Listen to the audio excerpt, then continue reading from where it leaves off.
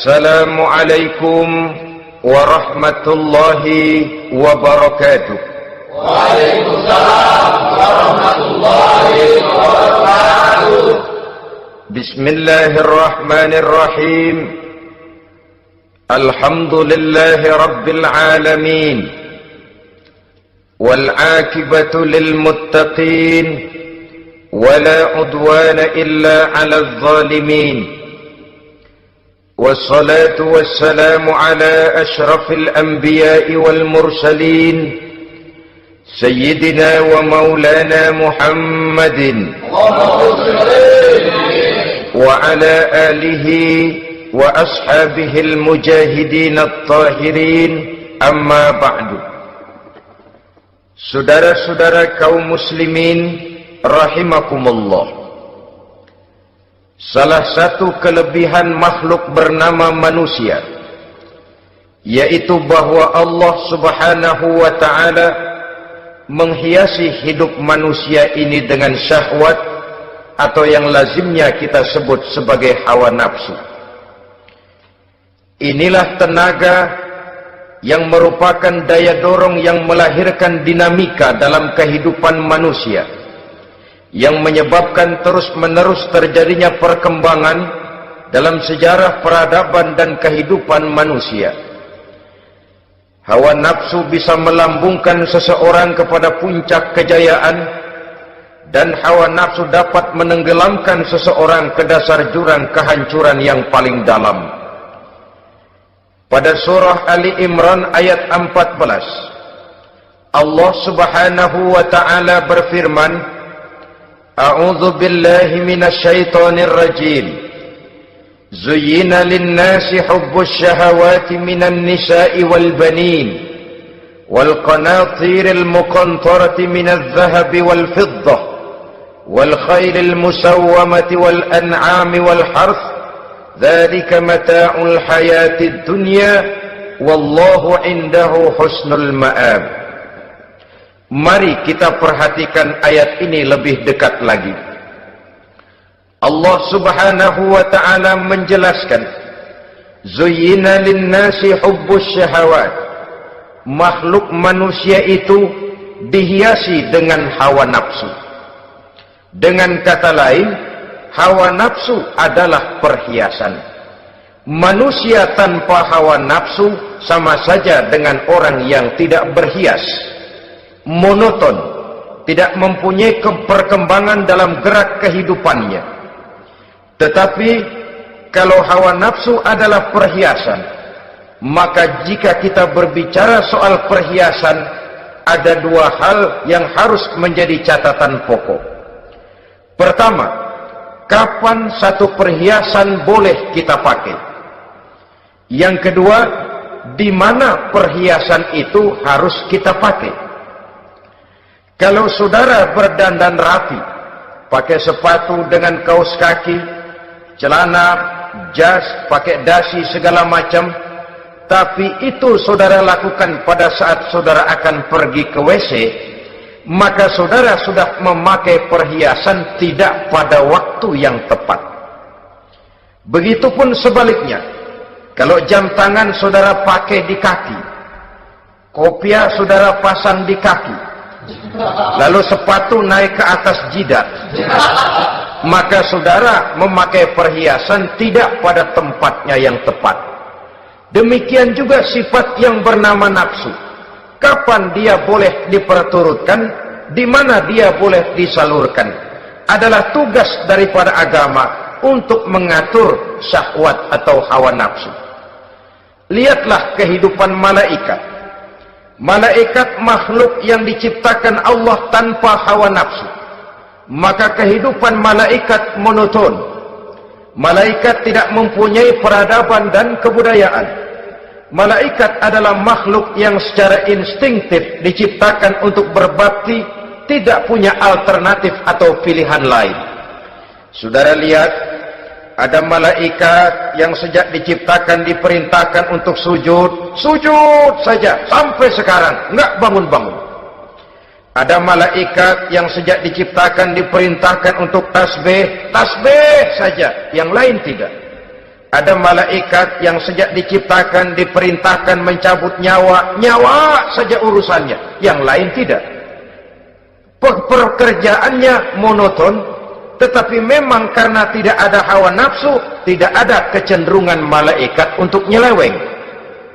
Belum pernah kita dengar misalnya ada malaikat Jibril korupsi ayat. Ini kelihatannya ayat bagus ini, nggak usah disampaikan kepada bawahan, Muhammad dipakai sendiri saja. Tidak. Kita belum pernah dengar malaikat maut keliru mencabut nyawa orang yang belum waktunya modar. Belum pernah. Malaikat itu ibadun mukramun, la ya'sunallaha fima amarahum wa yaf'aluna ma yu'marun. Maka kehidupan malaikat adalah monoton. Dinamika tidak ada, peradaban dan kebudayaan juga tidak ada.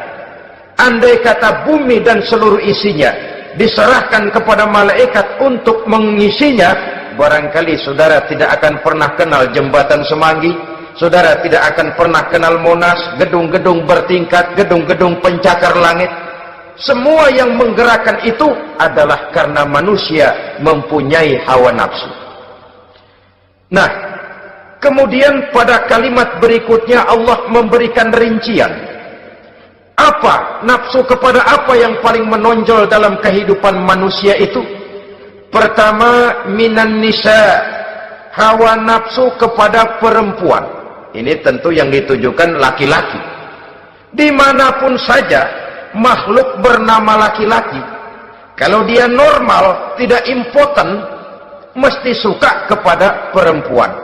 Itu wajar, bin pantas alias normal. Tetapi tadi saya katakan di awal, nafsu kepada perempuan adalah perhiasan. Kapan makainya, di mana makainya, itulah tugas agama memberikan tuntunan dan aturan. Saudara-saudara kaum muslimin rahimakumullah, nafsu kepada wanita dapat mengantarkan seseorang kepada puncak kejayaan, tapi nafsu kepada wanita bisa menenggelamkan seseorang ke jurang kehancuran. Bergantung kepada latar belakang apa yang mendorong timbulnya syahwat tadi. Dengan kata lain, motivasi syahwat tadi digerakkan oleh iman dan ketakwaan, atau semata-mata karena memang syahwat yang merupakan kendaraan iblis. Penyelewengan pertama yang terjadi dalam sejarah kehidupan manusia adalah penyelewengan yang dilakukan oleh Nabi Adam alaihissalam pada saat ia memetik buah khuldi. Kenapa itu dilakukan oleh Nabi Adam? Karena terdorong oleh rasa sayang dan cinta kepada istrinya Hawa.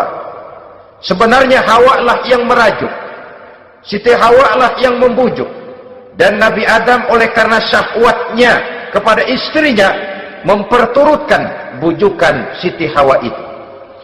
Peristiwa Nabi Adam ribuan tahun yang lalu akan terus relevan sampai ke zaman kita sekarang ini. Berapa banyak orang-orang yang karena terlalu ingin menyenangkan istrinya, lalu tidak segan-segan melakukan perbuatan yang menyimpang, baik itu merugikan orang lain, merugikan masyarakat, bahkan merugikan bangsa dan negaranya. Seorang pedagang tidak akan segan-segan menipu, sebaliknya pun begitu. Tidak jarang wanita di dalam kelemahannya bisa menenggelamkan dunia. Seorang suami yang jujur, polos, lugu, sederhana bisa jadi koruptor ulung karena didorong-dorong oleh istrinya. Istrinya barangkali bisa saja dibakar-bakar oleh tetangganya. Suaminya jujur, sederhana, kepala bagian, tempatnya basah tapi melarat. Istri rupanya tidak sabar melihat gaya hidup yang makin konsumtif, persaingan yang makin tajam. Suaminya dikipas-kipasin. Kata istrinya, "Bang, tetangga sebelah kita lakinya pegawai kecil, Bang, tapi gelangnya kayak pelek becak. Abang ini kepala bagian tidak bisa membelikan saya macam itu, percuma lah." Kata suaminya, "Ya bagaimana, Bu, gaji saya cuma segitu-gitunya. Ya namanya kepala bagian, apaan, kayak sahabat dulu." Kalau sudah berpikir ke arah ini, artinya sudah ngipasi suaminya untuk melakukan tindakan yang tidak wajar. Saudara-saudara kaum muslimin rahimakumullah, sejak zaman klasik sampai kepada zaman kita sekarang ini, kita melihat kecenderungan syahwat kepada wanita ini. Julius Caesar yang katanya gagah perkasa ternyata tunduk di bawah kaki Cleopatra. Napoleon Bonaparte, the Lion of Europe, singa daratan Eropa, luas kekuasaannya, gagah perkasa tentaranya, kepada siapa dia tunduk? Ke bawah kakinya Margaret Josephine. Demikianlah di zaman kita sekarang, kita melihat di Jepang, betapa Perdana Menteri Uno didesak mengundurkan diri dari jabatan Perdana Menterinya oleh karena terlibat skandal dengan geisha. Kita juga melihat di Amerika, betapa Senator Gary Hart dari Partai Demokrat yang masih muda, jenius, diharapkan masa depan Amerika lahir dari tangannya, terpaksa mengundurkan diri dari calon presiden oleh karena terlibat skandal dengan Donna Rice. Kita juga menyaksikan betapa parlemen dan kabinet di Inggris sempat geger oleh karena skandal Pamela Bordes, pelacur kelas kakap yang melanglang buana mencari sasaran-sasaran kakap.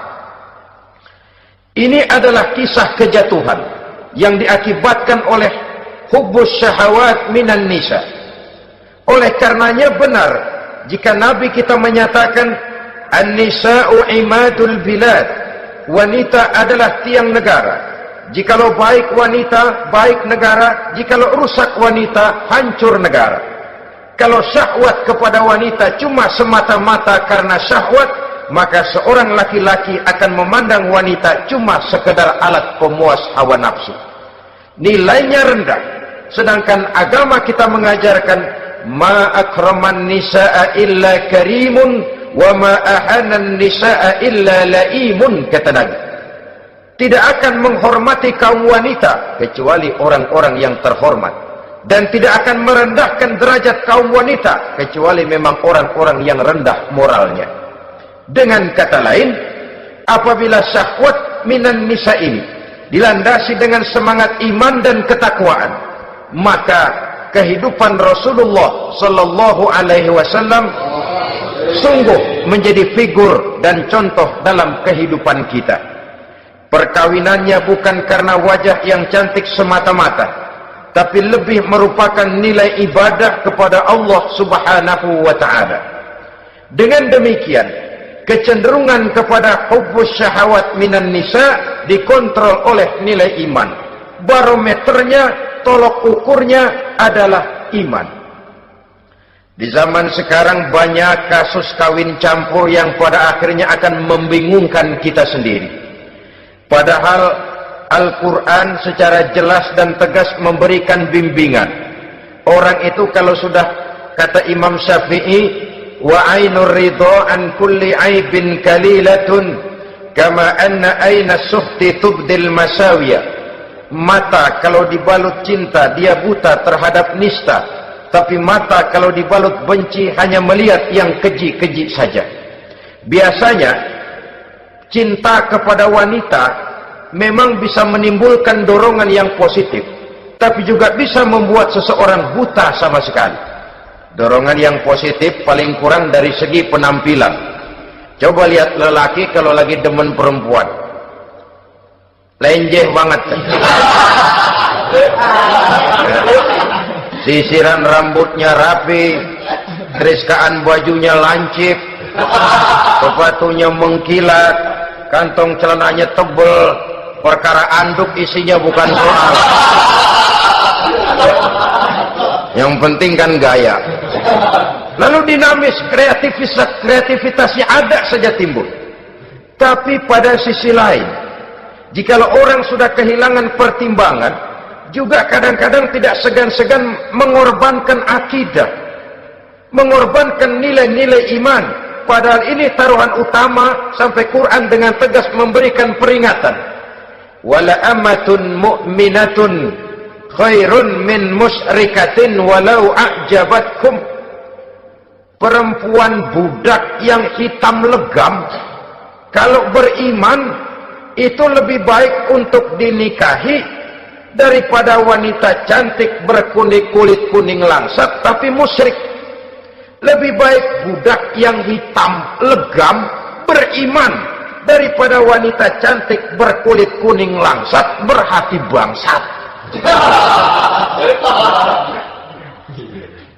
Tapi kita kadang kehilangan pertimbangan karena agama, karena cinta agama digadaikan, karena cinta akidah terjual, karena cinta keyakinan jadi korban.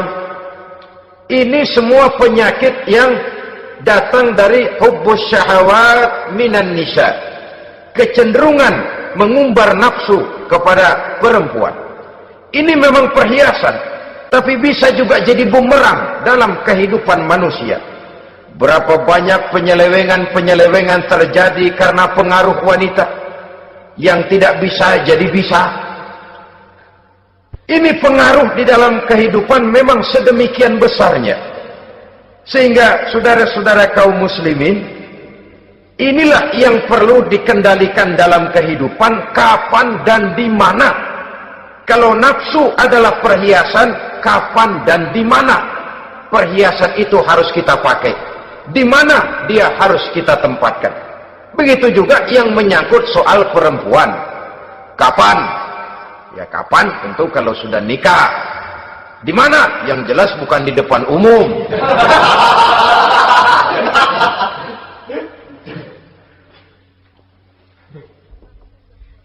Ini nafsu yang pertama, minan nisa. Yang kedua, wal banin. Dihiasi juga manusia dengan kecintaan kepada banin. Makna banin di sini ay al-aulad, anak-anak laki.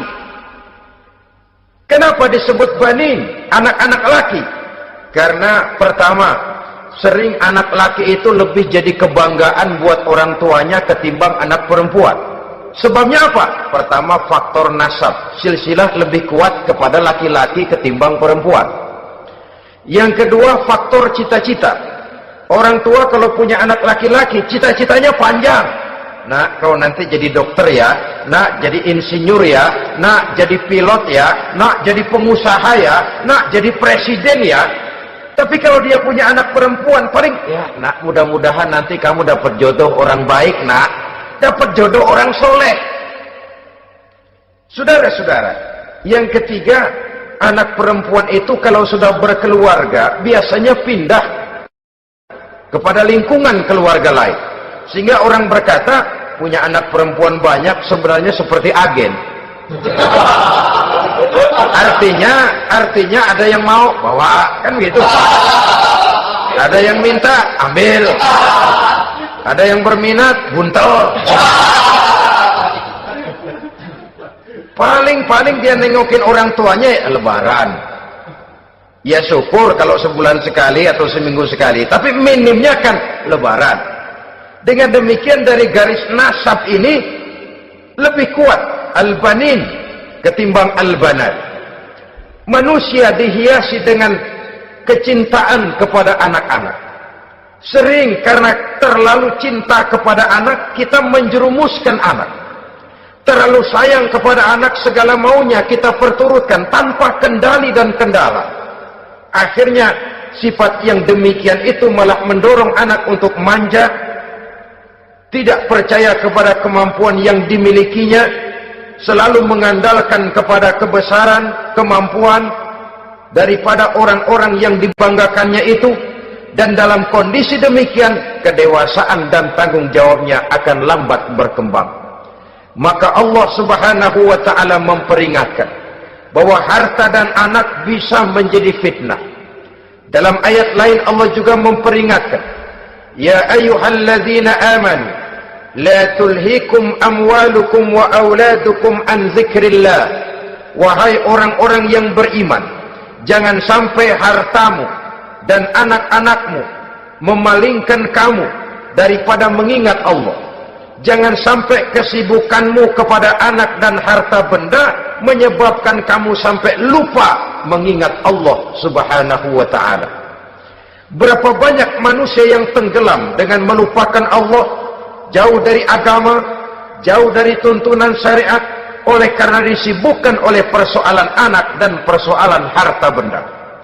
Maka satu-satunya jalan, jikalau kita tidak ingin anak kita sampai memalingkan kita daripada mengingat Allah, nilai-nilai keimanan harus ditanamkan kepada mereka sedini mungkin.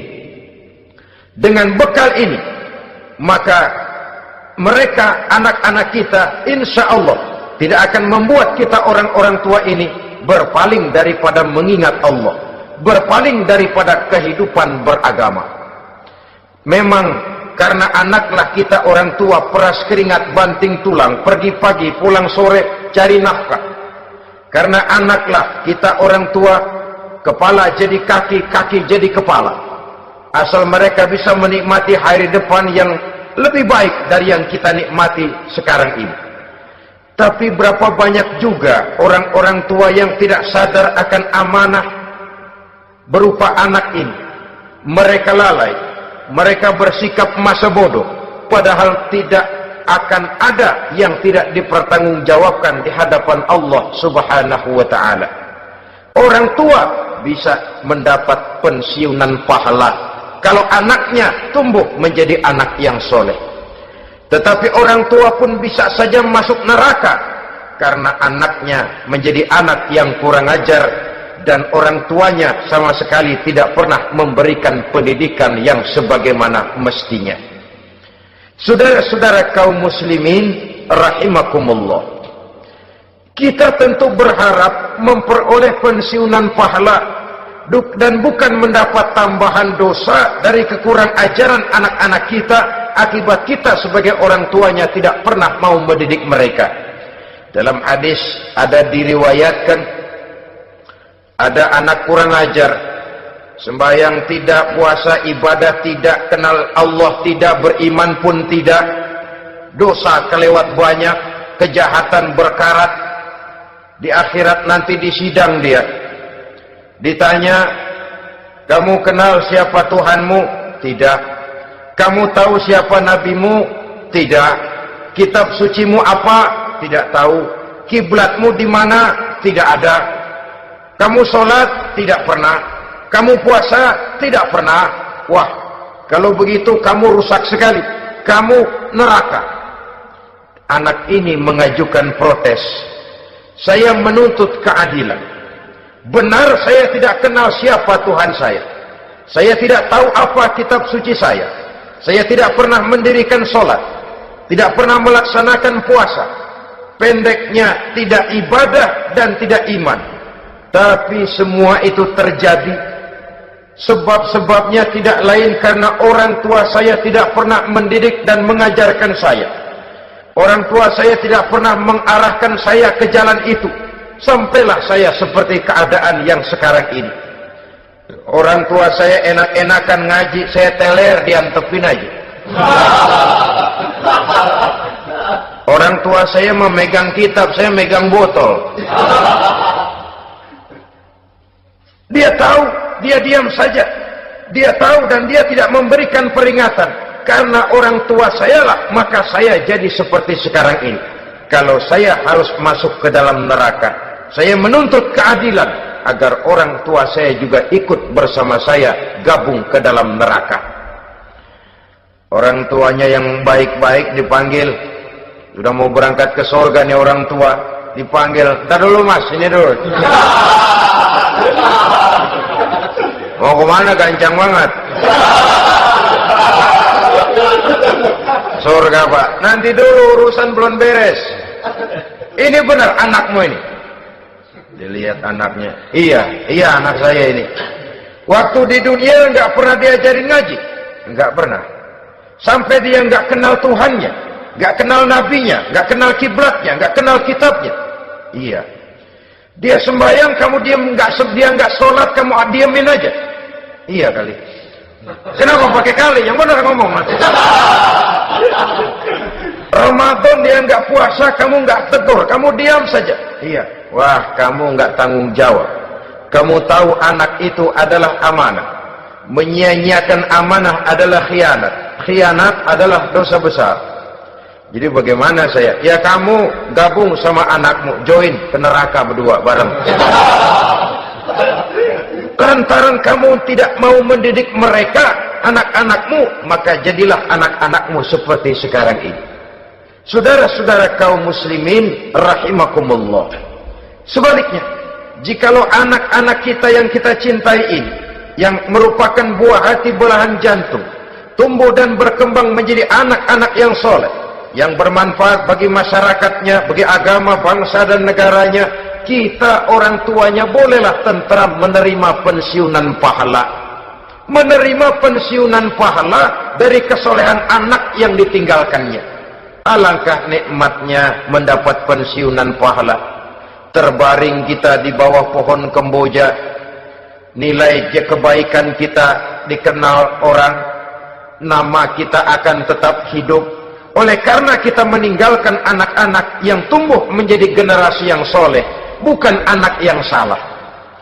Oleh karenanya, kecintaan kepada anak jangan sampai membuat kita lalai dari mengarahkan mereka kepada kehidupan beragama.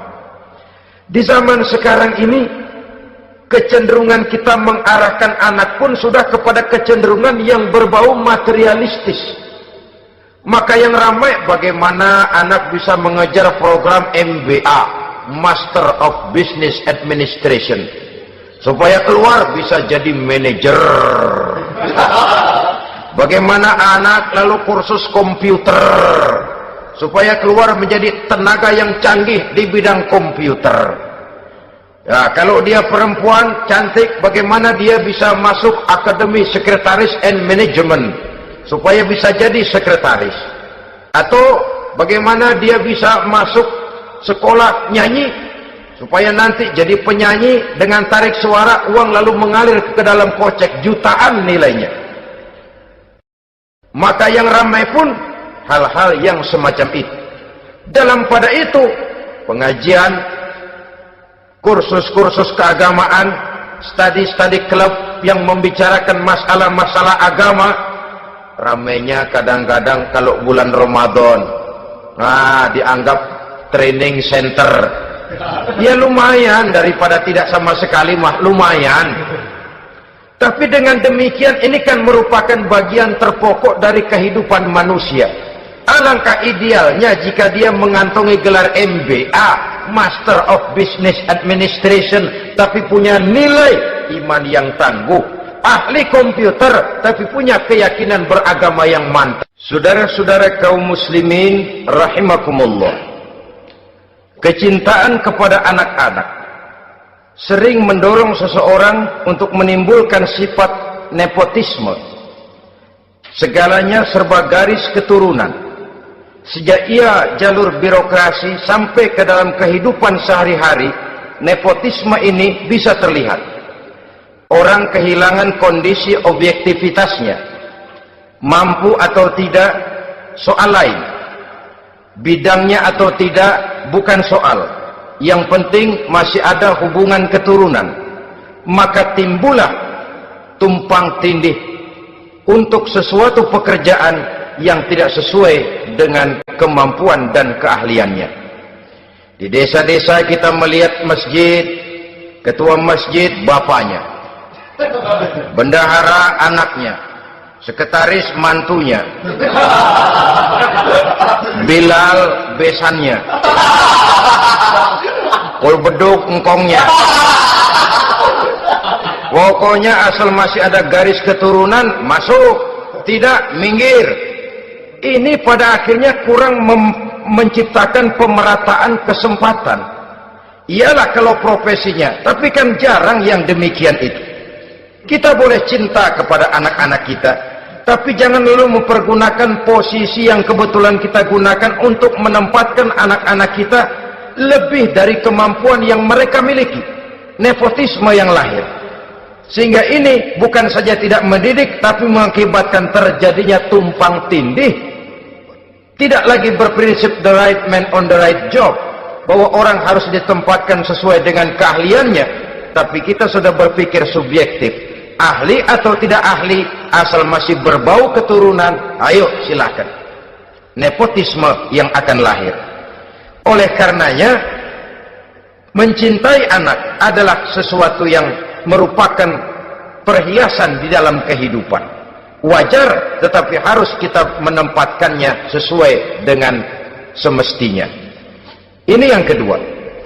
Yang ketiga, nafsu yang menghiasi hidup manusia itu adalah nafsu kepada wal qanatiril muqantarati minadz zahabi wal fiddah. Al qantarah ay al malul katsir. Kecintaan, kesenangan, nafsu kepada harta benda yang banyak daripada emas dan perak. Ini tentu sesuai dengan situasi dan kondisi.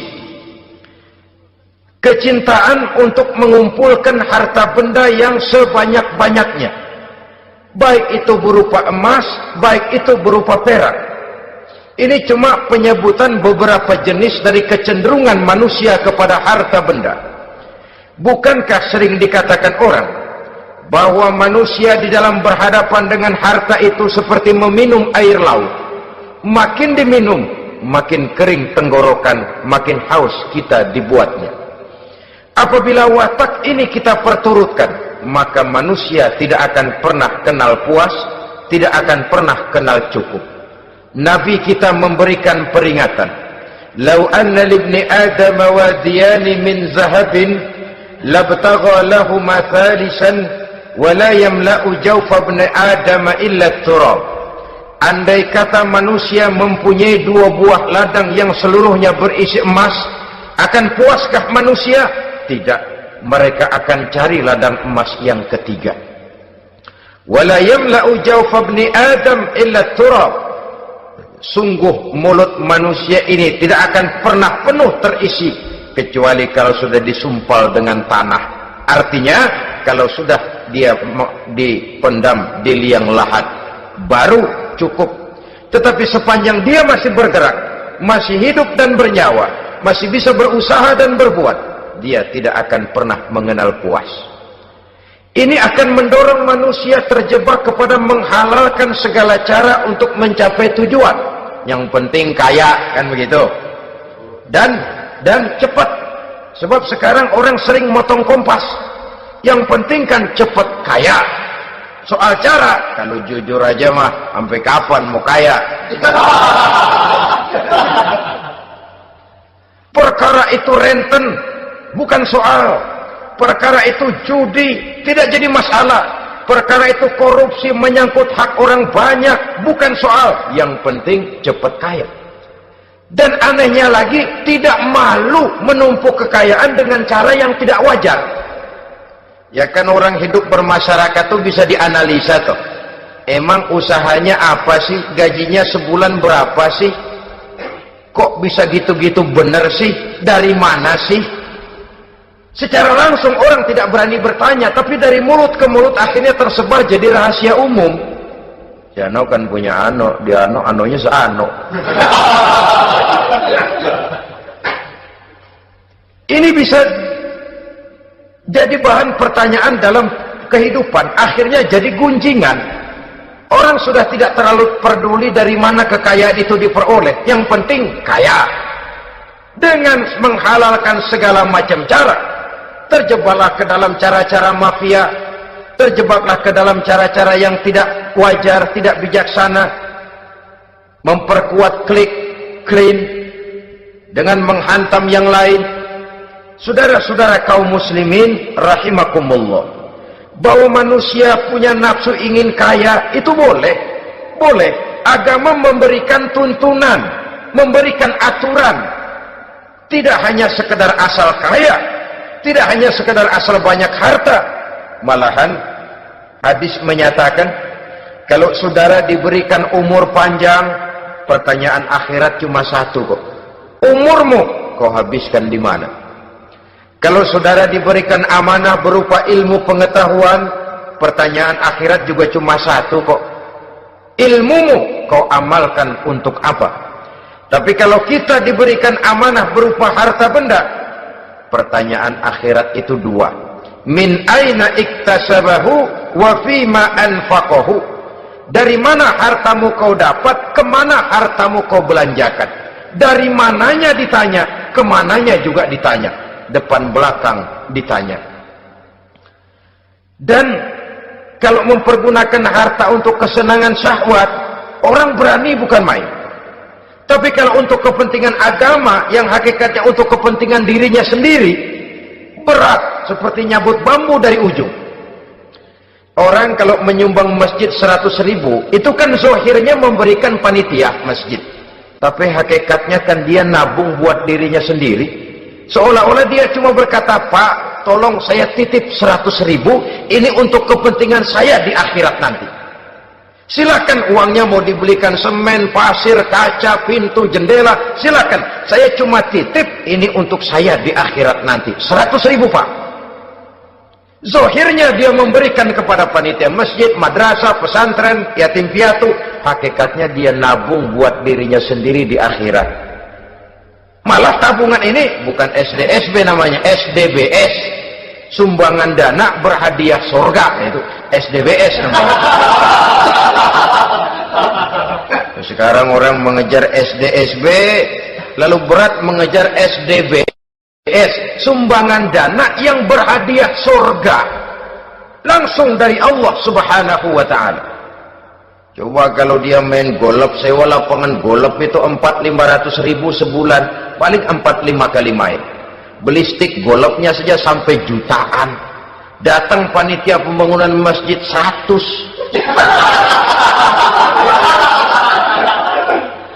Minta didoain masuk surga lagi. Surga 100.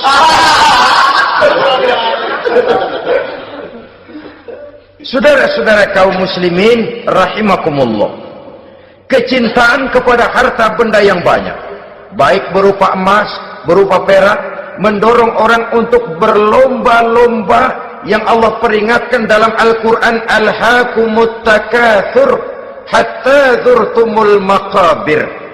Kamu telah lalai akibat kamu berlomba-lomba memperbanyak materi dunia. Hatta zurtumul maqabir, sampai kamu dekat masuk ke liang kubur, baru rupanya sadar bahwa perlombaan ini tidak akan pernah sampai ke garis finish. Betapapun jauhnya rally Paris-Dakar, garis finishnya ada. Betapapun hebatnya medan yang ditempuh, buasnya gurun pasir Afrika, garis finishnya pasti ada. Itu kan rally yang terbuas di dunia katanya, Paris-Dakar. Tapi garis finishnya ada. Namun jikalau kita berlomba memperbanyak harta, kita tidak akan pernah sampai ke garis finish. Yang kecil-kecilan aja dah. Kalau orang ditanya, kamu kenapa sih belum mau sembahyang? Ya bagaimana mau sembahyang Pak, tinggal di Jakarta masih kontrak. Saban habis tahun diubur-ubur yang punya rumah. Kalau punya rumah sendiri walaupun kecil-kecilan, saya mau ibadah Pak. Ya, diberikan rezeki oleh Allah, bisa bikin rumah walaupun kecil-kecilan. Belum juga mau sembahyang. Kok belum juga sembahyang? Iya Pak, rumah emang udah punya sendiri, cuman kecil Pak. Atasnya atap, kalau hujan aja bocor. Kalau bisa bikin rumah yang permanen Pak, tenang, saya ibadah, sembahyang saya rajin. Iyalah, diberikan rezeki, bisa bikin rumah permanen, bagus rumahnya. Lain lagi, iya, rumah sudah permanen, tembok, kubin, cuman isinya belum ada Pak, perabotannya. Kalau punya peralatan rumah tangga yang memadai, tenang, saya ibadah. Diberikan juga rezeki, bisa beli perabotan rumah tangga yang lumayan. Di atas tegelnya sudah pakai karpet, mebelnya spaghetti, tempat tidurnya alga spring bed dan low pillow, ada kulkas, ada TV, di sebelah TV ada kunci mobil. Kuncinya mobilnya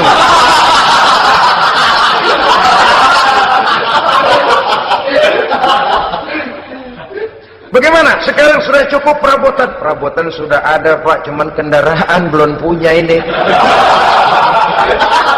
Kemana-mana masih ngukur jalanan aja. Kalau punya kendaraan enak, kemana-mana cepet Pak, mau ke masjid juga getap dah, rajin. Diberikan rezeki, bisa beli kendaraan, lain lagi nanti. Sudah punya sepeda, pengen punya motor kepengen punya mobil kepengen punya pesawat terbang, pengen punya kapal induk. Sudah punya kebun, pengen beli sawah, sudah punya sawah, pengen punya gunung, sudah punya gunung, laut diborong. Perlombaan materi tidak akan pernah membawa kita ke garis finish, karena sifatnya sangat abstrak, bahkan akan mendorong kita seperti gurita, cenderung kepada penyakit tamak bin rakus alias serakah. Dengan demikian saudara-saudara, bahwa kecintaan kepada harta merupakan nafsu, dan nafsu itu adalah perhiasan, dia bisa menjadi daya dorong positif. Kalau dalam upaya memperoleh harta itu kita tidak akan keluar dari tujuan keridhaan Allah. Saya cari nafkah, tapi yang Allah ridho. Saya ingin kaya, tapi dengan cara yang Allah ridho. Ini kunci yang akan menyelamatkan kita manusia dari perangkap menghalalkan segala cara.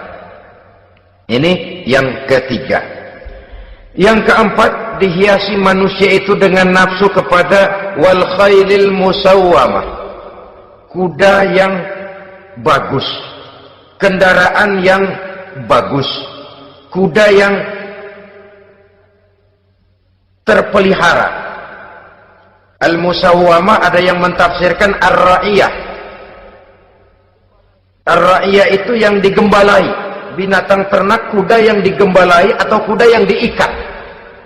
Artinya, kalau dulu kan yang namanya tuan-tuan tanah itu baru dibilang bejeger kalau kemana-mana naik kuda. Jet set zaman dulu itu udah kelompok jet set itu kendaraan. Kalau sekarang baby benda, dulu mah kuda band.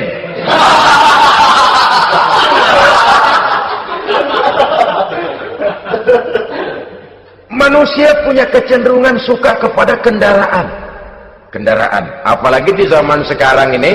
Wah, iklan-iklan itu kan sangat menggoda kita, melayani segala macam bentuk penjualan. Nah, ini lalu terangsang biar duit cekak. Kalau udah ngebaca itu, wah berani banget dah.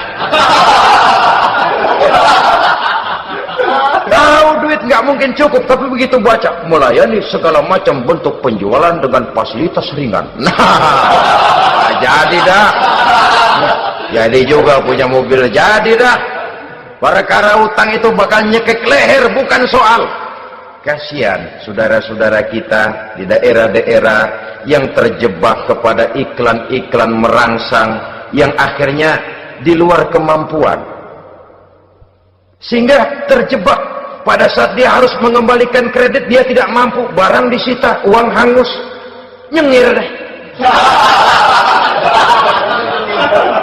Bekipas sembari tahlil. Habis arang besi binasa. Bahwa kita menginginkan kendaraan yang serba baik, silahkan. Tiap akhir tahun ganti merek, keluar yang baru, ganti lagi. Itu kalau orang yang mampu. Buat kita yang tidak mampu, kenapa tidak bersyukur melihat yang lebih rendah di bawah kita? Alhamdulillah kita punya mobil, tangga kita cuman punya motor.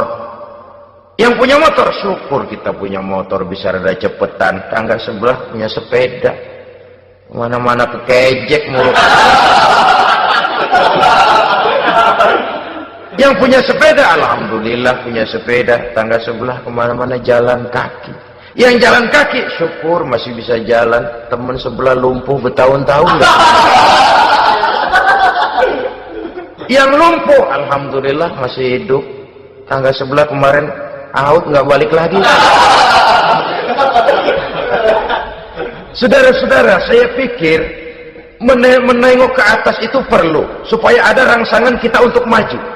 Tapi menengok ke bawah pun juga lebih perlu agar kita mensyukuri yang ada dan tidak suudzon, tidak buruk sangka kepada Allah.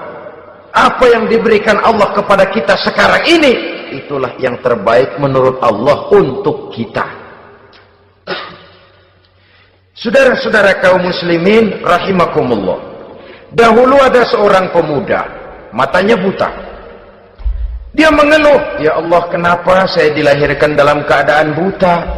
Apa dosa saya? Apa salah saya? Andai kata saya tidak buta, saya melihat keindahan alam ini, saya lebih akan bersyukur kepadamu ya Allah." Nah sudah, dia berburuk sangka kepada Allah. Satu hari, ini Raja Baduy di pedalaman mengerahkan tentaranya menculik anak-anak muda. Ini Raja Baduy ini kanibal, artinya suka makan daging manusia. Anak-anak muda ini diculik. Yang masih muda-muda ya, kalau kambing muda itu kan di sop rada sedap. Rupanya ini Raja kanibal ini begitu. Anak-anak muda termasuk ya pemuda yang buta tadi itu kena culik. Ya sudah diculik, rawatlah di istana raja ini, diberikan pakaian bagus, dikasih makan serba enak. Sebab apa? Supaya badannya gemuk. Setelah gemuk nanti dipotong di sop legit. Sudah, kerjanya cuma makan tidur, fasilitas nikmat, tidur enak. Dah giliran dapat 1 bulan 2 bulan kemudian, ketika mau diambil anak-anak muda ini, raja sendiri yang milih mana yang di sop duluan nih. Sampai giliran anak muda yang buta ini, raja geleng kepala. Yang begini mau buta, dagingnya nggak enak. Ini satu lepas saja, lepas. Saya mau makan daging orang buta, lepas saja. Pulang ini anak muda, batinnya bersyukur, sujud syukur, ya Allah, katanya, untung saya buta. Coba kalau saya nggak buta, udah habis saya di sop. 2 bulan yang lalu dia mengeluh, "Ya Allah, kenapa saya dilahirkan dalam keadaan buta?" Sekarang dalam pulang ke rumah, perjalanan menuju ke rumah, dia berkata, "Alhamdulillah, andai kata saya tidak buta, habis badan saya di sop oleh raja yang kanibal tadi." Saudara-saudara kaum muslimin rahimakumullah. Jadi dengan demikian, pola hidup yang konsumtif sesungguhnya sangat tidak mendidik apabila dilatar belakangi oleh kemampuan yang tidak menunjang. Dengan demikian, setidaknya mendidik orang untuk berkhayal. Anak-anak muda sama merek mobil ngerti banget dah, punya kagak? Ini BMW model terakhir nih. Nih, kemarin gue ngeliat di sana, gue megang lah.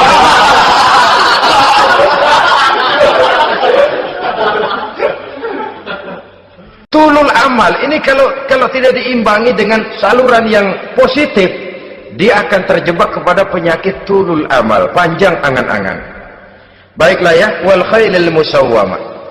Yang keempat, yang kelima maksud saya, wal an'am, cinta kepada binatang ternak. Manusia ini kan punya kecenderungan macam-macam. Setelah rumahnya bagus, hartanya banyak, kendaraannya cukup, ingin beternak.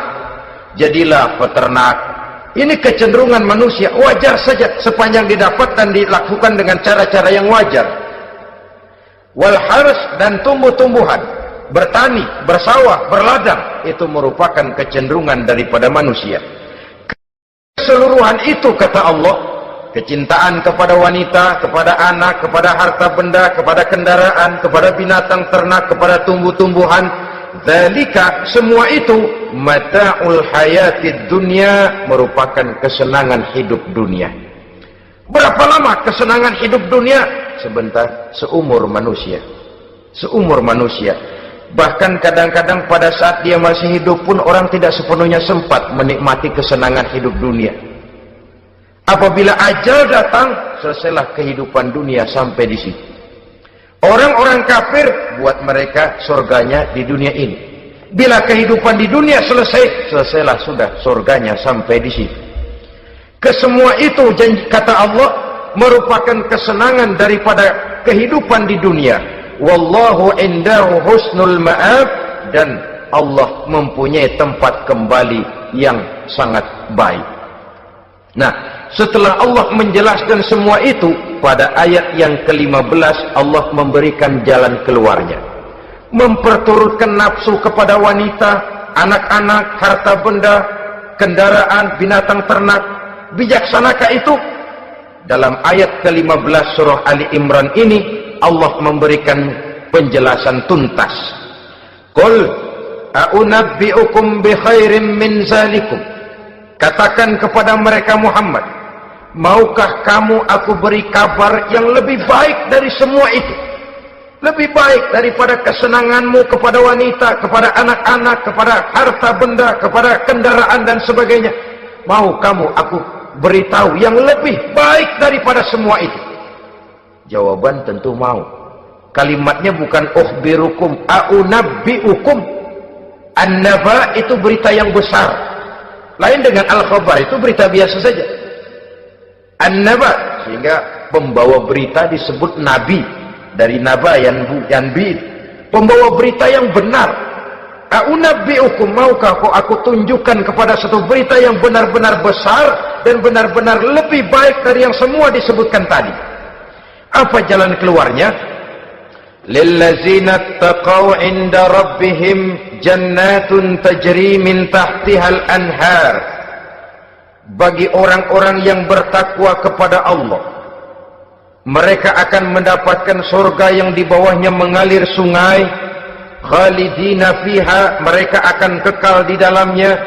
Wa azwajun mutahharah, dan mereka mendapat istri-istri yang suci. Wa ridwanum minallah, dan keridhaan daripada Allah subhanahu wa ta'ala.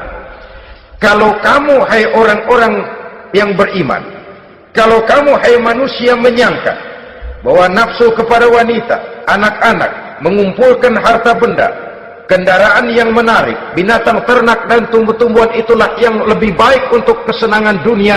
Memang itu kesenangan dunia, tapi nih, seolah-olah kata Allah, nih, saya kasih tahu kamu, aku beritahu yang lebih baik dari semua itu. Apa? Takwa kepada Allah, kecintaan kepada wanita. Kalau takwa dasarnya, orang nggak amburadul, nggak semrawut, enggak, pokoknya gue masalah perempuan dan membuat terus. Tapi punya kaidah, punya norma. Demikian juga kepada anak-anaknya, demikian juga kepada harta benda. Pokoknya asal harta, mau halal mau haram, takuk terus deh. Semuanya dilandasi oleh taqaw, lillazina taqaw, oleh ketakwaan kepada Allah. Nah, ketakwaan ini akan menghasilkan apa? Inda rabbihim jannatun tajri min tahtihal anhar. Melahirkan, menghasilkan surga yang di bawahnya mengalir sungai-sungai. Saudara-saudara kaum muslimin rahimakumullah, jika kita menyangka bahwa wanita bisa memberikan kesenangan, iya, kesenangan dunia. Jika kita menyangka bahwa harta benda bisa memberikan kesenangan, iya, kesenangan dunia. Jika kita menyangka bahwa kendaraan bisa memberikan kesenangan, iya, kesenangan dunia. Tapi kita tidak cuma ingin itu, kita ingin itu semua juga bisa membawa kesenangan akhirat. Caranya landasi dengan takwa. Kesenangan kepada wanita didasari dengan takwa. Maka jangan jadikan wanita cuma sekedar alat pemuas hawa nafsu. Kesenangan kepada anak-anak dilandasi dengan takwa. Maka anak-anak diarahkan kepada jalan yang diridhoi Allah. Kesenangan kepada kendaraan dilandasi dengan takwa. Maka kendaraannya selalu mengarah berjalan menuju jalan takwa, diridhoi oleh Allah subhanahu wa ta'ala. Kalau tidak, itu mobil asal lempongan Ancol gancang banget dah. Tapi giliran dihadapin ke masjid, mogok mulu. Urusan ngaji ada aja halangannya tuh kendaraan. Tapi kalau untuk urusan maksiat, ngebut benar-benar. Dilandasi dengan ketakwaan, sehingga dengan demikian tidak hanya sekedar surga di dunia ini, tapi lebih-lebih di surga di akhirat nanti. Khalidina fiha, kekal. Kalau dunia ini kan zillun zail, bayangan. Hari ini kita jaya, besok kita bangkrut. Siapa yang mau menghalangi? Hari ini kita melambung, besok kita nyungsep. Siapa yang bisa menarik? Tidak kekal, berubah, temporer, relatif. Di sana kebahagiaan yang dilandasi dengan takwa ini sudah surga, kekal di dalamnya, azwajun mutahharah, mendapat istri-istri yang suci. Suci dalam arti belum pernah dijamah orang lain, suci dalam arti tidak pernah terkena halangan seperti men misalnya, baik menstruasi atau mencret, itu tidak. Azwajun mutahharah. Konon makna mutahharah ini ya artinya juga bisa selalu gadis, bidadari, selalu perawan, tidak pernah janda, walaupun tiap hari dipakai perawan terus. Dan yang lebih penting, waridwanum minallah, mendapat ridho dari Allah subhanahu wa ta'ala. Jadi hawa nafsu dengan motivasi takwa, itulah sesungguhnya yang dikehendaki oleh Ali Imran ayat 14 dan 15 ini. Dengan demikian manusia dengan ketakwaannya mengendalikan hawa nafsu dan bukan malah dikendalikan oleh hawa nafsunya. Sehingga dengan demikian seluruh fasilitas yang dimilikinya, baik itu berupa istri, anak, kendaraan, binatang ternak, harta benda, tanam-tanaman, seluruhnya semakin meningkatkan ketakwaannya kepada Allah subhanahu wa ta'ala. Mudah-mudahan kita bisa mencapai tingkat ini, di mana kita hidup mampu dan sanggup mengendalikan nafsu, bukan malah dikendalikan oleh hawa nafsu. Terima kasih dan mohon maaf. Wassalamualaikum warahmatullahi wabarakatuh. Waalaikumsalam warahmatullahi wabarakatuh.